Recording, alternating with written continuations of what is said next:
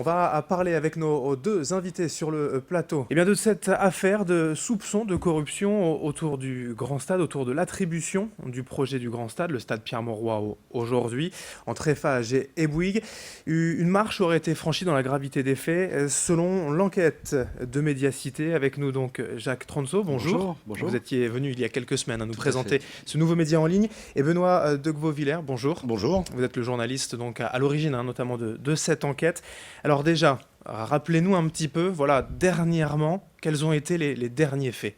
Tout dernièrement, ça remonte à décembre 2016, le juge Gentil qui instruit le dossier du Grand Stade a mené des perquisitions chez des anciens cadres d'Eiffage, cadres ou anciens cadres, et dans une agence de l'entreprise de BTP du côté d'Arras. On était en fait à une mise en examen de l'AMEL, directement la métropole européenne de Lille, pour délit de favoritisme. Là, on est maintenant au-dessus, si on peut dire, des soupçons de corruption et de trafic d'influence. C'est plus grave? Alors, je dirais que ce qui s'est passé est simple, c'est que visiblement le juge Gentil a obtenu des informations sur une affaire parallèle à l'affaire du Grand Stade. Il a donc sollicité un réquisitoire supplétif auprès du procureur de la République de Lille, qui lui a délivré.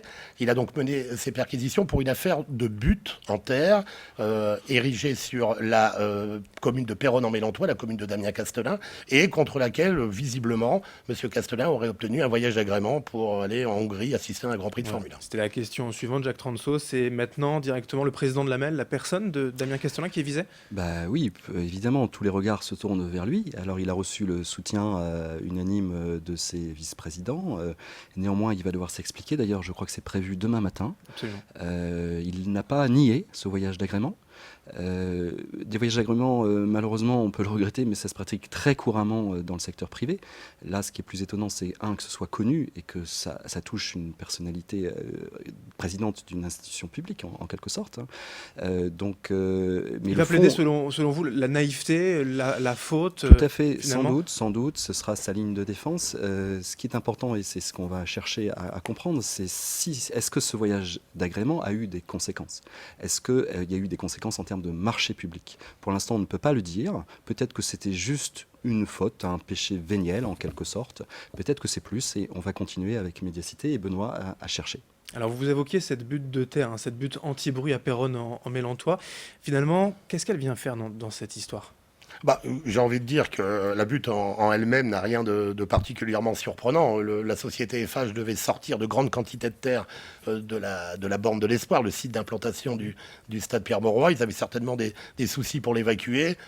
Certains maires, parce qu'il n'y a pas eu de butte qu'à Péronne-en-Mélantois, il y en a eu plusieurs dans la métropole lilloise. Voilà, cette butte est arrivée sur le territoire de Péronne. Mais ce qui est aujourd'hui étonnant, c'est ce cadeau qui vient d'une entreprise qui est en contrat avec une collectivité. C'est ça qui a intéressé le juge. Et puis surtout, les protagonistes, la société Eiffage d'un côté, Damien Castelin et les élus de l'autre côté, sont aussi les protagonistes de l'octroi du Grand Stade en 2008 à la société Eiffage. Donc je pense que cette proximité, cette relation entre les deux a interpellé le juge Gentil. Avec, on le rappelle quand même, deux dossiers qui étaient en concurrence, Bouygues et Eiffage, et une différence d'environ 108 millions d'euros. Oui. Le plus cher a été choisi, et c'est vrai que quand même, une institution publique aurait tendance quand même à choisir, pourquoi pas, le moins cher.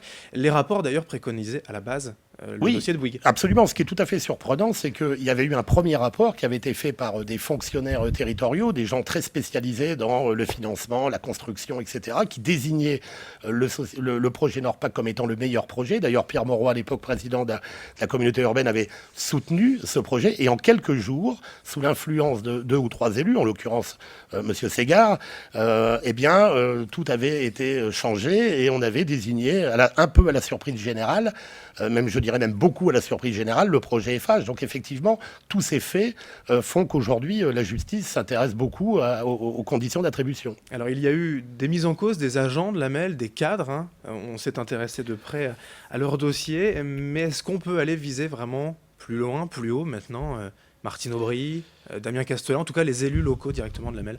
Écoutez, avec le juge Gentil, on va tirer le fil de la pelote, on verra jusqu'où ça nous mène. Pour l'instant, il n'y a que 2 lampistes, en quelque sorte, de fonctionnaires, et qui ont exécuté des ordres, qui ont été mis en examen. Donc, est-ce que ça va aller plus loin? On cherche.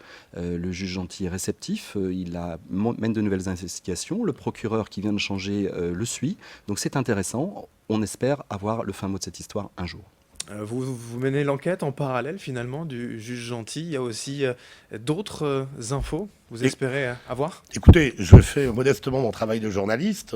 Voilà, nous avons pour le moment écrit à Médiacité sur les fameuses perquisitions de décembre 2016. On va voir ce que le juge en tire. Qu'est-ce qu'il a récupéré comme information? C'est en cours d'exploitation par la justice. Et puis, bien évidemment, nous continuons à essayer de comprendre un petit peu qu'est-ce qui s'est tramé depuis 2008 autour de ce sujet qui fait déjà beaucoup parler. Je pense qu'il fera encore beaucoup parler, qui est le grand stade Pierre-Mauroy. Jacques Transo, pour terminer, l'actualité de Médiacité, les prochains grands dossiers qui vont vous intéresser, nous intéresser également Alors, prochainement. donc je peux pas trop vous annoncer à l'avance les scoops qui vont venir. Je peux juste vous dire qu'il y en aura, puisque dès demain, vous en aurez un nouveau. Médiacité.fr, allez voir. Pour l'instant, il y a une offre gratuite pendant 4 mois, jusqu'au 1er mars. Moi, je suis fier de ce lancement. Je suis fier du travail réalisé. Je vois qu'on stimule un petit peu le paysage médiatique, vive le pluralisme de la presse. Et j'espère que la curiosité du public sera au rendez-vous et qu'elle nous suivra dans cette belle aventure. Merci à tous Merci. les deux, Jacques Transo donc, et Benoît de Quevauvillers, d'être venus aujourd'hui Merci. sur Grand Lille TV pour nous parler donc, de cette affaire du Grand Stade, affaire à suivre bien sûr. Merci à vous de nous avoir suivis sur Grand Lille TV. Dans un instant, l'information continue.